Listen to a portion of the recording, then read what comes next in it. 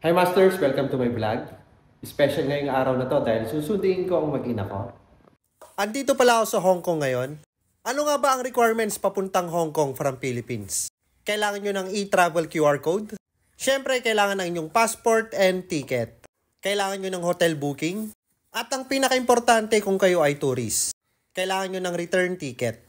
Ang magta-travel dito ay misis ko tsaka ang anak ko. So, hindi na kailangan ng DSW travel clearance.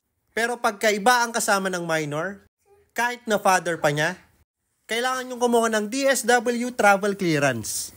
And sa mga magtatanong naman ng e-travel QR code, pwede kayong mag-register 3 days before your departure. Pati po ang bata kailangan pong gumawa ng e-travel. Dati blinag ko kung paano gumawa ng e-travel at kung paano mag-add ng family member. Ilalagay ko na lang sa comment section ang link. Sa mga magtatanong naman sa visa, tayong mga Pilipino ay visa-free pagdating dito sa Hong Kong. Pero allowed lang tayo ng 14 days. So make sure ang ticket nyo ay hindi susobra ng 14 days. Para wala lang masyadong tanong ang immigration. And pagpasok nyo ng Hong Kong immigration, hindi na tinatatakan ang passport. Binibigyan na lang kayo ng malit na papel. At nakalagay doon return before. So saktong 14 days ang ibibigay sa inyo. Pwede tayong mag-exit ng Macau kung gusto nyong ma-renew ulit ang visa nyo.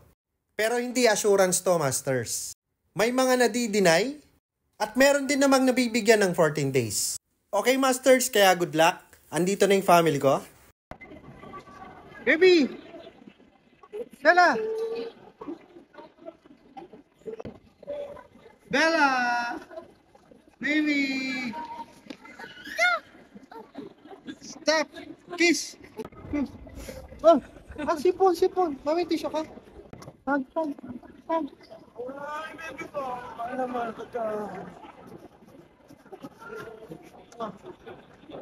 love you.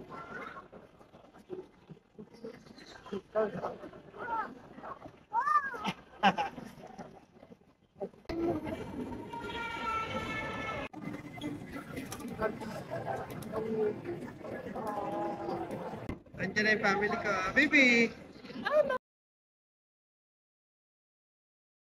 Yan, thank you Lord, magkakasama na naman kami. Last na kasama ko sila last January 16 sa Saudi Arabia nung nag-exit sila. So thank you Lord for another blessing. Andito na kami sa hotel bus, pabalik ng Marriott Hotel. Ito ang kagandahan pag naka-check-in ka sa Marriott. May bus sila papuntang airport and sa Tung Chung. At ang biyahe every 30 minutes. At malapit lang ang hotel sa airport, around 10 minutes. Andito na tayo sa hotel. Excited na akong makis at mahag ang family ko. Siyempre quality time to.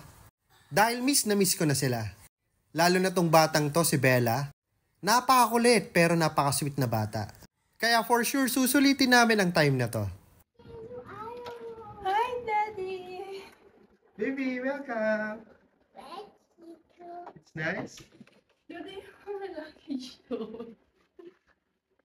Take off your shoes. Daddy, baka luggage to. Okay lang.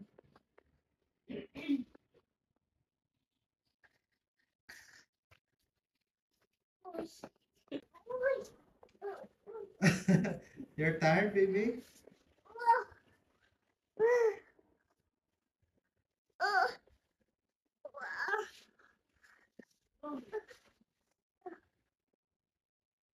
Love you. Ayan, magsusulat muna siya. And magko-color. Okay, Masters, thank you for watching. And don't forget to follow me on Facebook, TikTok, and YouTube. Master Bay. And sa lahat ng magpa-follow, mag-share at magre-react, maraming salamat po. God bless you all. Family time muna tayo.